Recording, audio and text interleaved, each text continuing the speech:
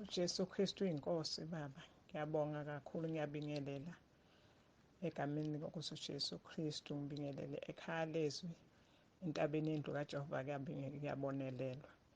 Ngiyabonga baba kakhulu ngiletha ukubonga nje kakhulu baba uNkulunkulu umkhosi esiphuma kuwona umkhosi ka-21 days noma kwakuba ney'nsuku ebezibuye singathi sibazimbana kakhulu empilweni yami kodwa uNkulunkulu wanginqobela anginika amandla ngiqhubeke. uNkulunkulu wangigcina ngazo kwafinyelela lolu suku lokugcina ngaba kanye nabazalwane ngiphume emkhosini kanye nabo ku-21 days. Ngiyambonga kakhulu uNkulunkulu baba bekukuningi bengikukhulekela nemkhuleko ubaba asinika yona iy'celo kufanele siy'cele nezame benginazo ngiy'cela phambi kwababa uNkulunkulu. Ngiyakholwa nje ukuthi okunye noma ngakaphenduleki ngikubambe ngokukholwa ukuthi vele sekukhona nginakho. Ngibonga kakhulu baba uNkulunkulu ungisizile undodana utholile umsebenzi uqashiwe ngoLwesibili izolo bekuwusuku lwakhe-ke lokuqala emsebenzini namhlanje ubuye emsebenzini njena. Ngiyambonga kakhulu uNkulunkulu bekwesinye sey'celo zami lezo ngicela ukuthi athole umsebenzi ngoba unyaka wonke odlule uze waphela engazange awuthole umsebenzi. Ngiyambonga kakhulu uNkulunkulu ukuthi ungiphendulile-ke baba noma okuningi kokunye-ke ngaye ngingakaphenduleki. Ngiyamcela uNkulunkulu angisize kusekulangazeleleni kwami baba ukuthi uNkulunkulu amsize athole umsizi manje usekhulile ekubeni akukho umuntu omunye wethembele kumina kuphela akanamuva akanaphambili. Ngiyamkholwa nje uNkulunkulu uma kukuhle emehlweni akhe ukuthi amthole umsizi aganwe uNkulunkulu amsize amvulele lo mnyango kube ngokuvela uNkulunkulu ngabe ngokuvela emehlweni nase ekufiseni kwethu kokubukwa ngamehlo. Ngiyacela nje uNkulunkulu angisize nalapho ngiyamethemba uNkulunkulu uzawuvula nawo lo mnyango. Ngibonga kakhulu baba kakhulu sidlile izwi laNkulunkulu iy'fundiso zonke uNkulunkulu esifundisa sikulo mkhosi.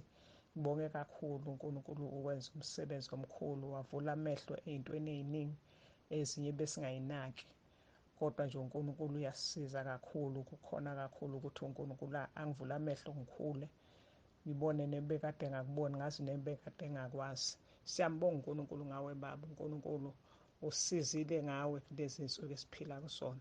Ngicela uNkulunkulu angisize ngakho bengiletha udumo nje kubaba uNkulunkulu uJesu Kristu inkosi. Amen. Jesu Kristu inkosi. Ngiyabingelela bamphostoli ngibingelela abazalwane bonke basentabeni yendlu kaJehova kuyabonelelwa. Ngibingelela abazalwane basekhaya leZwi kwelihle igama lenkosi ethu Jesu waseNazaretha. Amen. Thanda ukumbonga uNkulunkulu kakhulu ngemfundiso esizifundiswayo. Enhlizweni yami igcwele ukumbonga uNkulunkulu ukuthi ubaba umpostoli uyasifundisa and abe nesineke sempilo yethu ukuyibuyisa ekudukeni nasekulahlekeni. Yazi mayesasho ethi njengoba ngoba siphuma emikhosini ziningi izimpi. Ngibukile ngathi Nkosi yami kusho ukuthi izimpi izilingana nezibusiso zakhona. The more uNkulunkulu ephendula imikhuleko the more ngapha impi ivuka kakhulu.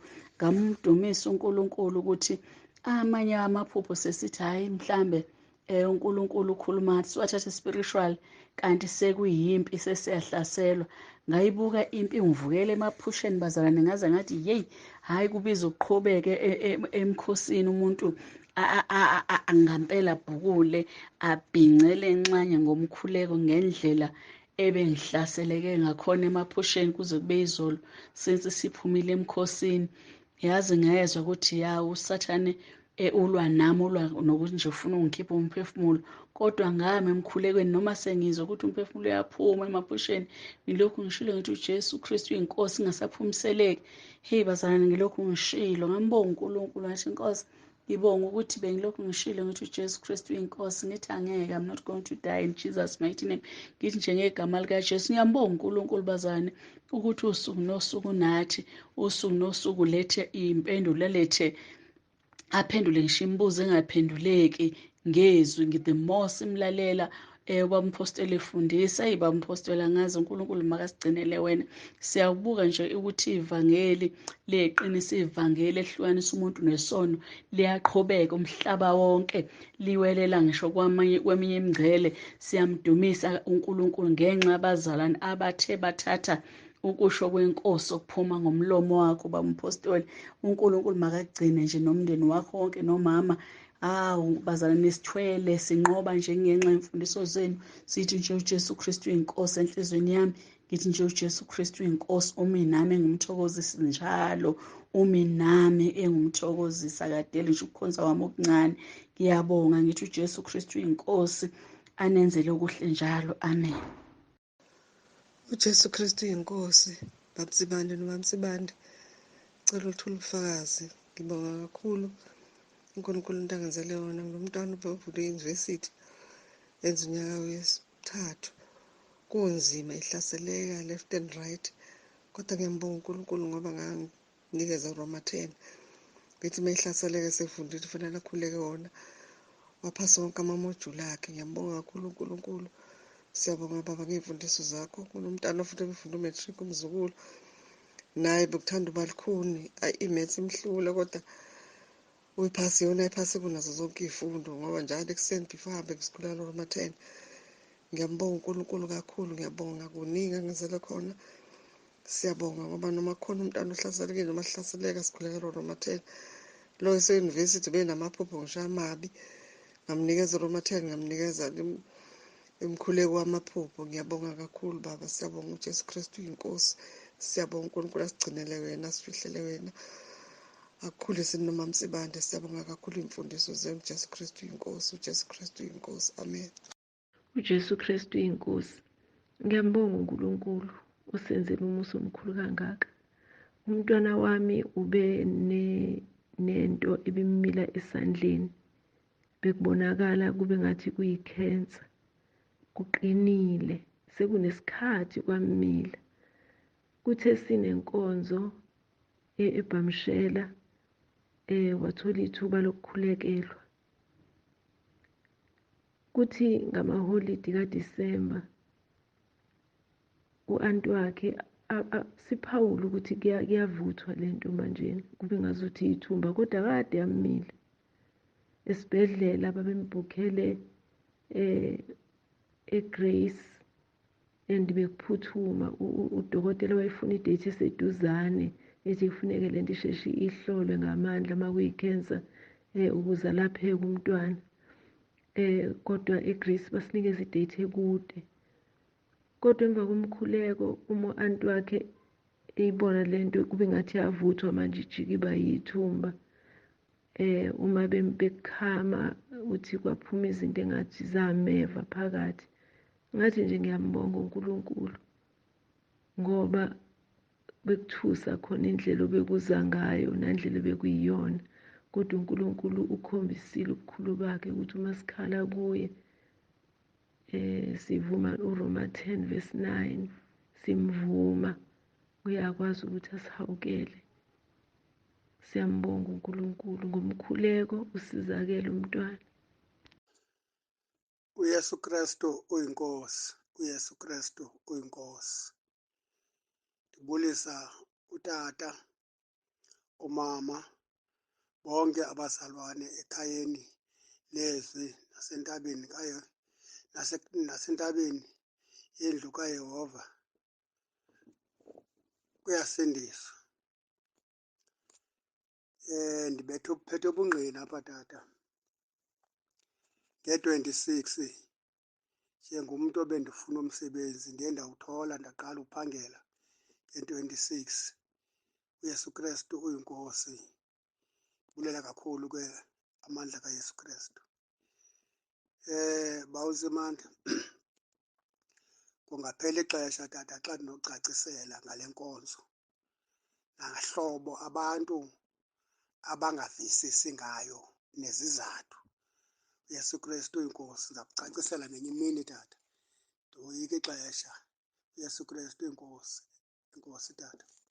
Jesu Kristu inkosi baba. Ngiyabingelela kuba Mtsibande, umama Mtsibande. abazalwane bonke basekhaya lezi nabasentabeni yendlu kaJehova kuyabonelelwa. Baba, ngicela ukudlulisa lobo bufakazi. Bengiphathwa yisinqa baba. Kuthe ngomgqibelo sangiphatha kakhulu. Kuthe ngesonto, hhayi nga-decide ukuthi angiye esontweni ngendlela ebesingiphethe ngayo. Noma ngikhuleka, hhayi bekungenzeki lutho. Ngithe ngijika baba ngangizihlikihla ngesivumo sethu esithi uJesu Kristu inkosi. Ngaleyo ngihlikihla noma ngingasakhumbuli ukuthi ngisho kangaki. Hhayi emva kwalokho ngahlala mhlawumbe 5 minutes. Emva kokuthi ngihlalile kwakhona sangithuma ethoyilethi isisu manje. Ngahamba ngaya ethoyilethi. Ngithe ngiqeda lapho, hawu i-pain ayisekho isihambile. Ngiyambonga kakhulu uNkulunkulu baba. Ngimnika udumo. Ngiyabonga kakhulu baba, ngiyabonga uJesu Kristu inkosi. uJesu Kristu inkosi tata. Ndiyabulisa tata ngegama likaYesu Kristu waseNazaretha. Bulisa kuwe tata Mpostoli, ndibulisa nakumama ekhaya, wonke umndeni ndiyabulisa ngegama likaJesu Kristu waseNazaretha. Ndibulisa ekhaya leZwi abazalwane bonke ngegama likaYesu Kristu waseNazaretha. Tata, ndicela ukugqithisa ukubonga. Ndiyabulela amandla kaThixo apha ewikendini. Into eyenzekileyo apha ngeweekend bendikade ndiphelelwe ngamadatha. Ngonjengoba ndiphelelwe ngamadatha nje ndabe ndingenayo i-airtime. Ndacinga ukuthi ndizayithini le nto Nkosi. Kwanyanzeleka ndenze isikoloto, ndaboleka ityala, ndenza ityala lapha kwi-sim card yami, ogqiba ndathenga amadatha. After oko ngesuku elilandelayo uWhatsApp wami wabe sowubonisa ukuthi uyaphelelwa. Ndaqonda ukuthi ndiza kwenza njani, andinamadatha, andina-airtime, uWhatsApp uyaphelelwa. Hayi, ndahlala ndixakiwe nje. Ndacela kubantu endiqhele ucela kuba amadatha, bathi hayi abanawo, bazawundipha xa berayithi, abakabi namali. Hayi, ndahlala. Ndaqonda ndinewari ngoba andiyazi ukuthi xa ephelelwe uWhatsApp ndiza kwenza njani, ngoba andifuni ukulahlekelwa ziinkonzo. Ngoba wake waphela uWhatsApp, xa ndiphinda ndimenza okusha mhlawumbi zizawulahleka iinkonzo. Ndahlala ndiqonda ndizawuthini. Ayi, kwahlaleka ngesuku elilandelayo xa ndithi ndijonge ibhalansi, hayi mani, tyhini, nantsi i-airtime. Hayi bo, netyala libhatalekile, ivele phi le airtime? Ayi, ndabe sendithenga amadatha. Uthenga kwam amadatha ndalinda, waphinda waveze imeseyiji uWhatsApp futhi ndam-updatha. Uyabona, ndam-updatha uWhatsApp, hayi warayithi nje. Ndiyabonga tata, ndiyabulela kakhulu ngoba nanamhlanje ndiyacinga ukuthi uNkulunkulu khona umuntu amthintile ukuthi andisendele airtime, ngoba nakwaba bendibacelile akabaze bathumele nje. Kusho ukuthi uNkulunkulu uthinte umuntu ebendingazange nomcamanga, naye akazivezanga, andazi ukuthi ngubani. Kodwa ndiyabulela nje kakhulu ngoba uWhatsApp ndim-updatile, konke kurayithi, kulungile. Ngoku ndiyafisa ukuthi nabanye ngase bangamkholwa uNkulunkulu. Nabanye abantu ndike ndive uba bathi umntu uphumile, bathi abanye abanamadatha. Ngaske bangabengezela abantu bamkholwe uNkulunkulu. UThixo uyalenza icebo, alenze icebo, ungade uphume ekhaya leZwi ngenxa ngabe nadatha. Ndiyabonga baba. uJesu Kristu inkosi baba, ngiyabingelela ekhaya leZwi, entabeni yendlu kaJehova kuyabonelelwa. Ngiyabingelela futhi nasekhaya leZwi. Ngibonga kakhulu-ke uNkulunkulu omuhle obonakele kakhulu empilweni yami, ayisiza impilo yami. Angisayiphathe yomkhosi esibuya kiwo. Sondlekile baba, sondlekile. Nathi besicala nakuba ngiphazamisekile phakathi. Ayi kodwa ngiyambonga uNkulunkulu. Ayimfundiso zakho baba. Ngihambile ngakhonza kodwa angizitholanga ezifana nalezi ezakhayo ezifaka umuntu ezulwini. Kuphela thina uma siyobuziphatha kahle sikholwe ngomoya nangeqiniso. Hawu, ngiyabonga kakhulu uNkulunkulu uye wangihlelela ukuthi ngibe nethuba elihle kangaka lokuthi ngingene ekhaya leZwi. Futhi ngibone nangokuthi akubanga namuntu ongifakayo. Kuye kwenzeka ngohlelo likaJehova ngahlangana nalo ku-YouTube.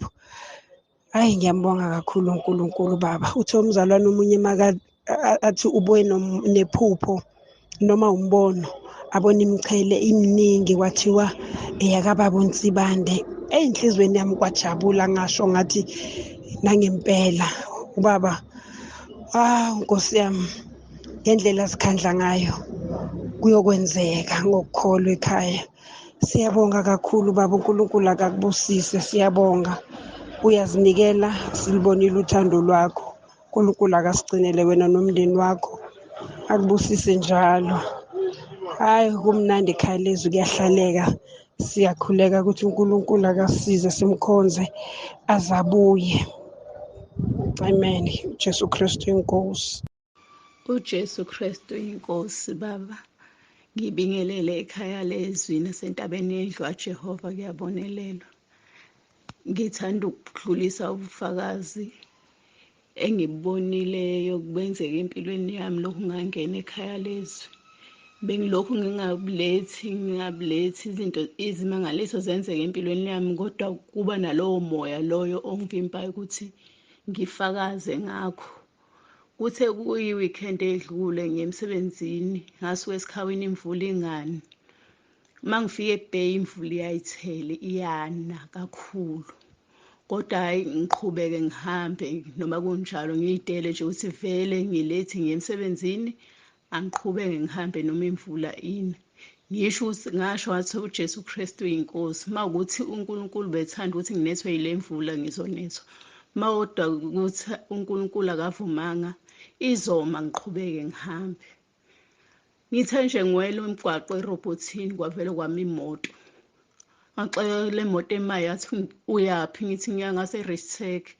Wathi ngena, ngazi ubulawa imvula, ngena ngikuhambise.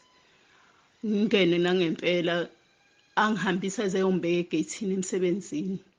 Mefika egeyithini emsebenzini avele efike ethi, yazi ngibonga uNkulunkulu wakho omkhulekayo, lo owenza ukuthi ngiphume. Yazi ayikho nento etheni engiyiphumelayo, ngiphumela nje kuyothenga istiruli ngiwashe amabhodwe. Kodwa sengithuke ngahlangana nawe. Ngethemba ukuthi nawe ukukhonza lo nkulunkulu engimkhonzayo uJesu Kristu wasifela. Ngithi hawu nami ngikhonza yena, awukhonzi lo wakamhloko. Ngithi cha, nami ngikhonza yena. Kusho ukuthi kuwumusa kaNkulunkulu ukuthi sihlangane uphume uyothenga leso stiruli ukuze ngikwazi ukuthi ena ubone mina, ukwazi ukungihambisa emsebenzini nginganethwa imvula. Ngiphakamisa udumo kakhulu, ngiphakamisa uNkulunkulu nokubonga ukuthi umuthi uJesu Kristu inkosi kuyasebenzelana. Kuyangisebenzela ikhathi eziningi ngaso sonke isikhathi mangikusho kuyangisebenzela. Ngiyabonga. uJesu Kristu uyinkosi baba. Baba ngiyabonga kakhulu ngevangeli ubaba asifundisa lona. Siyabonga kakhulu baba ngiyifundisa uhlala usifundisa zona. Ngicela ukuphinde ngibonge futhi ukuthi ubaba alemukele ubizo. Kunobaba umfundisi engikhulume naye ngomgqibelo emva kwenkonzo. Ekhulumeni kwethu kwavela ukuthi ubaba umfundisi wami umuntu osemdala osekhulile. Wayesethi lo baba, kuyabonakala mntanami. Kubonakala ngevangeli eniliphethe. Niphethe ivangeli leSkirpot. Sho nje kanjalo athi ivangeli leSkirpot. Kadideka ke mthi ivangeli leSkirpot, ivangeli bani? Wasengichazela ukuthi iSkirpot sisusa kwasani. Umugezi ibhodo leSkirpot ehlala ecobezela lingenalutho.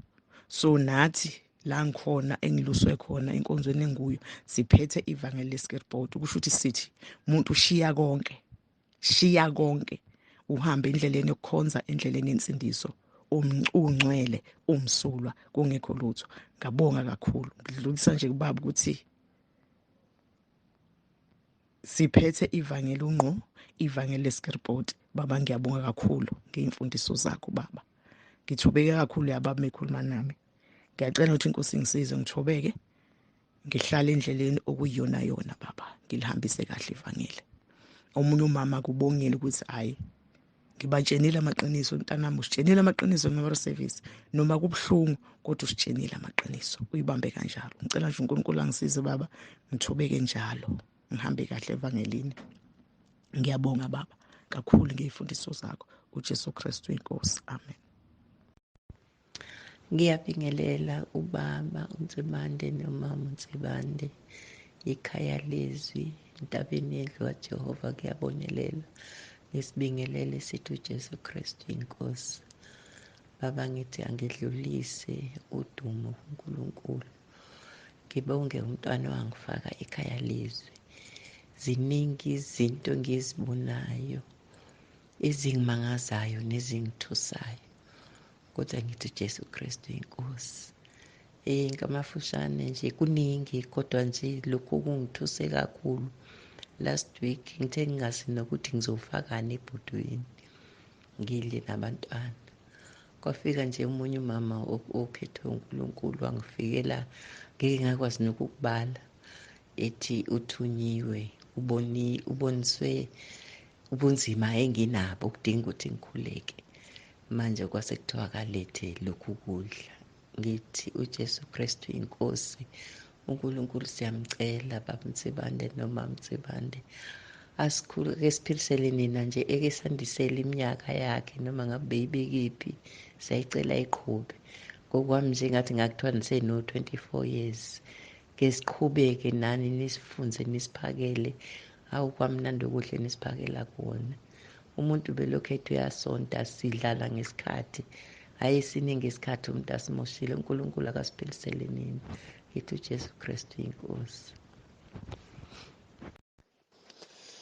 uJesu Kristu inkosi. Ngiyabingelela baba ekhaya leZwi, ngiyabingelela entabeni yendlu kaJehova kuyabonelelwa. Ngibingelela ubaba nomama. Ngithi uJesu Kristu inkosi. Ngiyabonga baba sebengenile emkhosini kwa-21 days bengisaba anginakukhuluma mani kusuka last year mangiqala ukungena ekhaya leZwi ngizibuza ukuthi inkosi umkhosi lana ungenwa kanjena akubreakwa late yakanti besijwayele ukwenza i-fasting ezinkonzweni nakwi-21 days esiyenza kodwa ntambama siphume noba besidla ama-fruit nama-veg kodwa ntambama besiphuma. So bengiyisaba kodwa enhliziyweni yami oko kwahlala ukuthi ngizoyingena kodwa ngizibuza uba ihamba njani. Ngisaba nokubuza ubaba ukuthi baba mangihalela ukuyingena lapha before ngizayingena njani ngisaba. Kodwa uNkulunkulu ngimbonile ngithwala baba endleleni ngisaba ngenjalo wangithwala uNkulunkulu. Kwangabikho kwa ubunzima amandla ngisaba ukuthi amandla ama-cramps kodwa uNkulunkulu waba nathi endleleni. Sifunda ubaba esithi masifunde izwi sikhuleke sifunda sine-prayer items zethu. Ngike ngafunda izwi noma ngikhohlele ukuthi belikubani manje baba kodwa kwi-prayer items zami beziyi-5 ebengizifakele zona. Mase ngifunda izwi mangifunda izwi kwavuka ezimbili ngazi-eda yazi baba wafuka nje ukuthi ngikhulekele ukuthi uNkulunkulu angikhiphe umona kungabi nomona angiphe amehlo kamoya ukuthi nje ukuthi singabazalwane ukukholwa kwethu kodwa singaboni sizimpumputha kozosisiza. Ngizwile ukuthi la prayer item yomona ngayizwa uNkulunkulu ngoba ngimhlazisile uSathane ngazizwa ngikhululekile mangikhuleka. Ngiyambonga uNkulunkulu baba, ngiyabonga uNkulunkulu ngawe usebenzile uNkulunkulu empilweni yami. Kuningi akwenzile, kuningi engikubonile engenzela kona ngisemkhosini engilwela izimpi engizibonayo nangingaziboni. Ngiyambonga uNkulunkulu ngisathi uJesu Kristu inkosi. Ngimcela futhi uNkulunkulu ungase ngaqhubeka Baba akupha amandla usikhulise njalo ekuyazini inkosi uJesu Kristu inkosi. Amen. uJesu Kristu inkosi baba ngiyabingelela nakumama yithi uJesu Kristu inkosi. Ngiyambonga kakhulu uNkulunkulu baba. Ngimbonile uNkulunkulu engithwala, bengiqala ukungena emkhosini ka-21 days. Ngesikhathi ubaba umpostoli ethi umkhosi ka-21 days ulula awufani nale neminye emncane, ngathi nje enhliziyweni yami ubaba umpostoli uyasikhohlisa, wenzethe singesabi. Bengiqala baba ukungena emkhosini ka-21 days, kodwa ngendlela uNkulunkulu angithwale ngayo, inkosi ingithwale ngaze ngayophuma, ngizizwa nginamandla. Ngisho ekhaya ngangizitshela ukuthi nje ngiyopheka mhlawumbe iviki elilodwa elilandelayo, ngizitshela ukuthi nje ngoba ngingasakwazi kwenza lutho, ngithi nje ngenhliziyo bozibonela boyopheka benze konke. Kodwa ngipheke kwaze kwazoba umhla ka-21, ngipheka ngenza yonke into, ngiya ngisho edolobheni, ngiya ngisho enkonzweni. Nkosi yami, ngimbonile uNkulunkulu futhi angazi baba, ngiyabonga ney'fundiso ezinhle kangaka. Nkosi yami, angazi ukuthi sozilandulela sithini enkosini. Ngiphakamisa nje ukumbonga kakhulu umama uSithole, umprofethikazi, okuyena owangifaka ekhaya leZwi. Ngiyakhumbula nje ngiyicelela kuye ngithi mina ngicela ngifake ekhaya leZwi, ngangingazi ukuthi ngangithatha njengama-group onke, ngangingazi ukuthi ungingenisa endaweni la ngizothola ukuphila khona okungaka. Ngiyambonga kakhulu uNkulunkulu, ngiyamphakamisa nje ngithi uJesu Kristu inkosi. Baba uNkulunkulu asigcinele wena, aniphe iy'nsuku ninomama. Kuningi baba esakubhekile, kuningi kakhulu esakubhekile, siyadla siyakhula. Nkosi, angazi ngingabala ngithini, kuningi kakhulu esikuzuzayo. Izwi usuku nosuku, izwi liphakeme ngendlela emangalisayo. Ngiyamphakamisa uNkulunkulu ngawe baba, ngithi nje uJesu Kristu uyinkosi. Ngimbonile kakhulu uNkulunkulu ehamba nami waze wayophela umkhosi. Ngizizwela nje ngi-right, nginamandla, ngiphuza nje ijusi. uJesu Kristu uyinkosi kanye namanzi. uJesu Kristu uyinkosi.